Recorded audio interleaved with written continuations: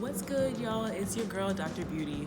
I want to talk a little bit about The Gift by Beyonce. So Beyonce just released this incredible masterpiece of an album, which I think we finessed out of her. Can I get an air 5? Because I feel like we really finessed this. We haven't had a solo album for her since Lemonade. While it was nice to hear her with Jay on Everything Is Love, I really just wanted to hear Beyonce.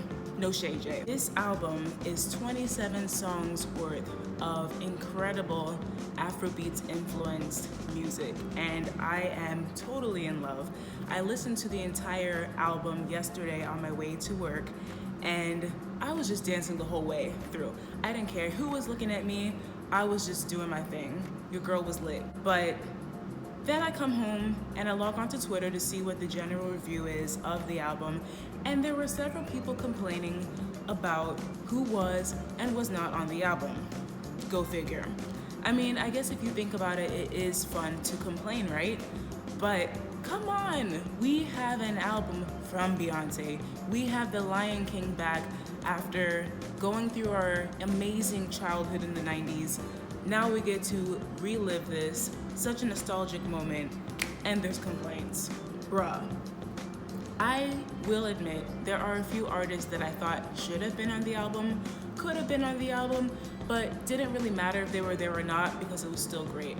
One thing I'll start with is what I really loved about the album. I really loved the fact that there were interludes that referenced the movie.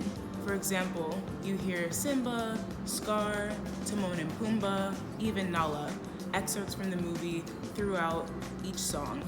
And it was really great to see the common theme between all the songs. And being a Nigerian American myself, yes, I will say I was a little bit biased to see that the majority of the artists that were featured from Africa were from Nigeria. We had Wizkid, we had Yemi Alade, we had Tiwa Savage. I mean, there were so many great artists, even techno. Some of the comments that I did see on Twitter were the fact that while these are all great and amazing artists, they were not fully representative of the entire continent. Now, Beyonce did say in her interview with Robin Roberts that this was a love letter to Africa and that she had hand-selected who she considered the best from Africa. Now, I do see what the issue could be if I were not a Nigerian myself, seeing that there were not really any artists from East Africa or South Africa. We still have a masterpiece, right? So before I go into that whole debacle, I will just play along and talk about some of the artists who I thought could have been on the album, but were not. Sir and Rumi should have been on this album, okay? If we can have Blue Ivy singing, you know, we can have a little goo goo gagas from Sir and Rumi, right? Just saying. Solange is an amazing, amazing artist, and we saw what she did with The Seat at the Table, and even before that, we've seen her evolve as a very creative artist, to say the least. She has amazing choreography. She involves her band members with the dances as well, and it's just a whole different vibe that only a fellow Knowles sister could provide, right? And it would have been great to see Solange collaborate with her sister Beyonce, because I can't really think of a song that they have done together. She has co-written songs for Destiny's Child in the past, and it would have just been nice to see that collaboration of ideas, especially if you look at the video that Beyonce did for the song Spirit. It kind of goes hand in hand with what Solange has been doing the past couple years. So that's one artist I would have liked to see. Kelly and Michelle, where were they? I don't know about you guys, but I lived my best life when I saw via YouTube the Beychella performance where she brought out Kelly and Michelle. And it was basically a Destiny's Child reunion. That would have been so amazing to see on this album as well. Although we did see hints of Destiny's Child-esque sound elements in some of the songs, it would have been nice to actually hear Kelly and Michelle on the album. And if you caught on Brown Skin Girls, Beyonce did give a shout out to Kelly. Drake.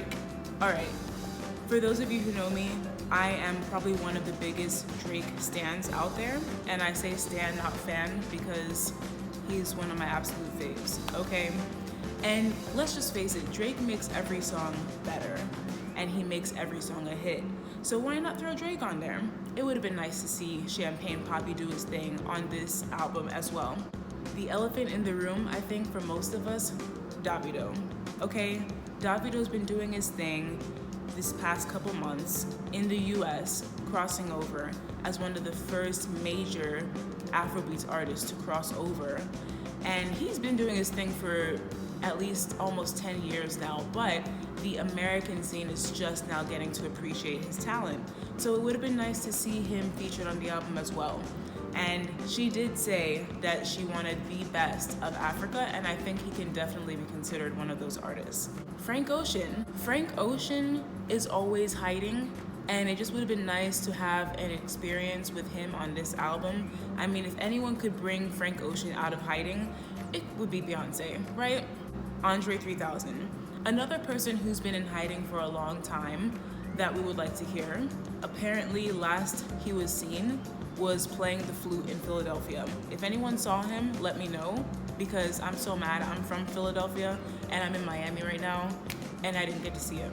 So I would have done anything to see him playing the flute, which, by the way, did you guys know he played the flute? Because I didn't. Another person I think would have been great to have on this album would be SADE. Like, bruh, we only get an album from SADE every 10 years. This would have been the time to come out again, SADE. She's a queen, she hails from Nigeria, and above all, she's the GOAT. So I think she should have been on this album as well. But nonetheless, the album is still good. Okay, let's get into this debacle. So, I really do think that the reason why people have an issue with the fact that certain African artists were on the album versus others is because Beyonce specifically said, I wanted to put the best from Africa on this album. Now, I believe there were several artists that were placed, however, all but one were from Nigeria. One of them was from Ghana. Correct me if I'm wrong. Now, obviously I have the bias of being Nigerian by descent, but I can still see the other side. For example, if I were from Kenya, or if I were from Congo, and I didn't see my favorite artist from my country on this album that I thought was the best, I would have had something to say as well. And I do think it speaks to the fact that when you think of Afrobeats and when you see Afrobeats being represented, you mainly see Nigerian artists. Now, that could be due to politics, but I really do think that these artists that she put on here are the best. Now, that's not to say that there aren't other great artists out there from other countries, but these are the artists that are having the best sales, the best collaborations right now that I can see on the world stage. And it's a great opportunity to introduce the rest of the world into Afrobeats to go and explore more. Now, as I mentioned before, I think DAVIDO would have been a great person to put on here.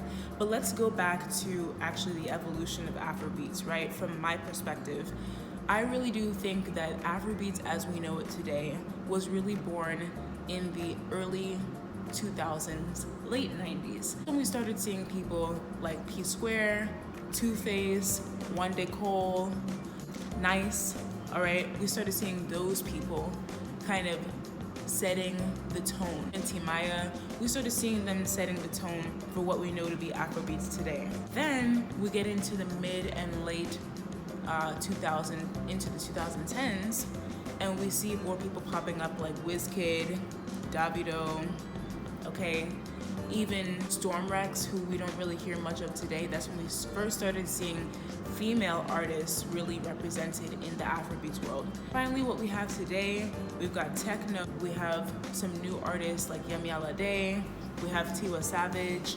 So you see, there are several artists that have just been coming up. And imagine this extensive history of Afrobeats now just being recognized by the world stage.